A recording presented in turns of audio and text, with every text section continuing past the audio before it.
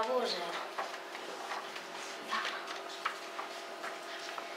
Hi havia una vegada un traginer que anava amb un cavall per un camí i es va trobar amb una guineu que li va demanar si podia pujar al cavall, que estava molt cansada. El traginer li va dir que sí i que ella aniria caminant. Mentre el traginer anava caminant i la guineu muntada a cavall, menjant ous, li va preguntar si estava còmoda. La guineu li va dir: sí, menja ous i cavallera. Quan van arribar a un lloc que es deia Coll de Rates, li va demanar al traginer si s'hi podia quedar a fer una dormideta, i així va ser. Quan es va despertar, va veure un munt de veremadors que estaven als seus costats i li va demanar a l'amo si podia ajudar-los.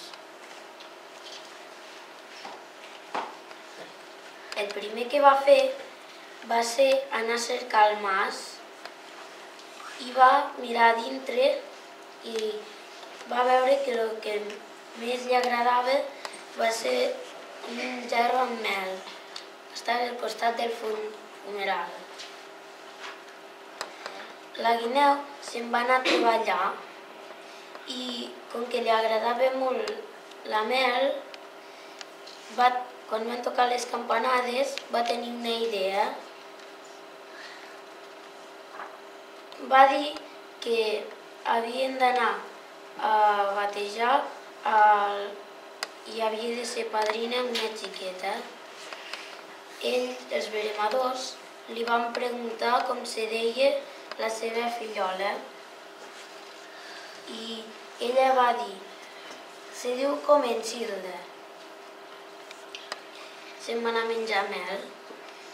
Novament van tocar les campanes de l'església i va dir que havien de batejar la seva segona fillola i li van preguntar com se deia i van dir que era Mitjanilda. Per una tercera vegada va dir que havien de batejar la seva tercera fillola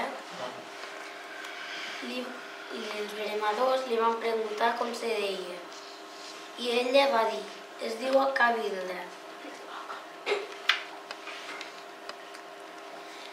Quan ja es feia fosc, va demanar si se'n podia anar a l'amo i se'n va anar perquè es feia fosc. Quan els veremadors van arribar a casa, al mas, van veure que ja no hi havia la mel dintre el gerro i que la guineu els havia enganyat amb això de que havien d'anar a batejar les seves 3 filloles. I conte acabat.